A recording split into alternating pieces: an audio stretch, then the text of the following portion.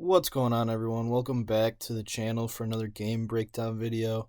But before I hop into the game breakdown for the Heat versus 76ers game 2, I'd appreciate it if you guys would leave a comment on what you'd like to see in that top left box. In previous videos, I've been playing the highlights from the previous games in the series or earlier in the season, but YouTube's giving me some trouble with copyright stuff. I think it's just limiting who can view the video. So I can do a face cam of me talking over the numbers and everything, or I can just put a picture of the previous game's box score like I have for this video. I'd appreciate it if you left a comment and let me know what you'd like to see. Um, but yeah, with that being said, let's hop into the numbers for this game. The Heat offensively are the best team in the NBA at shooting a three-pointer. They also play at a very slow pace, so they're not going to get a ton of shots up per game, but they're also incredibly efficient, so they're not able to get as many shots up, but they're still going to score due to the efficiency. And then defensively, they're third in the NBA in points allowed per game at 105. They defend the three extremely well. They're the second best team in the NBA at defending the three-point line. And they limit their opponents to the fewest field goal attempts and fewest field goal makes per game in the NBA.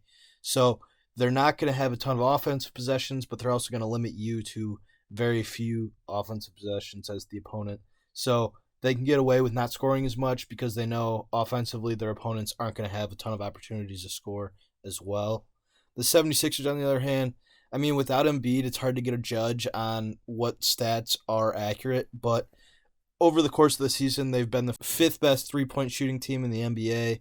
They get to the free throw line a lot, but I think a lot of that is due to Embiid. Harden gets to the line a fair share, but I think Embiid is the primary factor in that stat due to him being so ball dominant and playing in the post and just being so big. It makes it hard for people to guard, so they have to foul him. Defensively, they play at a bit of a slower pace, so I mean, they're kind of playing into the Heat's hand here with the slower pace. That's how the Heat want to play. They know they're going to be able to play really good defense and stop you. And offensively, they're incredibly efficient. So slowing the game down only helps them in half court sets. And defensively, I mean, the 76ers give up 107 points per game. So nothing crazy defensively from the 76ers. They're not bad, but without Embiid, they're going to be hurting pretty good. And then in game one, the Heat defended Harden really well. They held him to 16 points on, I think, 13 shot attempts. Tobias Harris ended up shooting more, so maybe we can expect that for game two. Both teams had a similar free throw margin, which is a plus for the Heat. The Heat at times can struggle to get to the line, so getting there in about the same number of times as the 76ers, who are very good at getting to the line, I mean, it's just a plus. It limits the free throw advantage for the 76ers. And then, I mean, just overall, the Heat looked like the better team. I think we all saw it. I mean, they're at home, so it helps. But all around, the Heat are better. With Oladipo, I mean, it only helps them. Like, Duncan Robinson barely played in game one because they didn't need him to. But he's just another knockdown shooter they can go to. And then for my picks, I'm going to go Heat first quarter money line, Heat game money line, and then Tobias Harris to score more than 19.5 points. I just think the Heat being at home, we saw it in the last game. They came out hot. The crowd was very loud and very impactful in that first quarter. He played really well.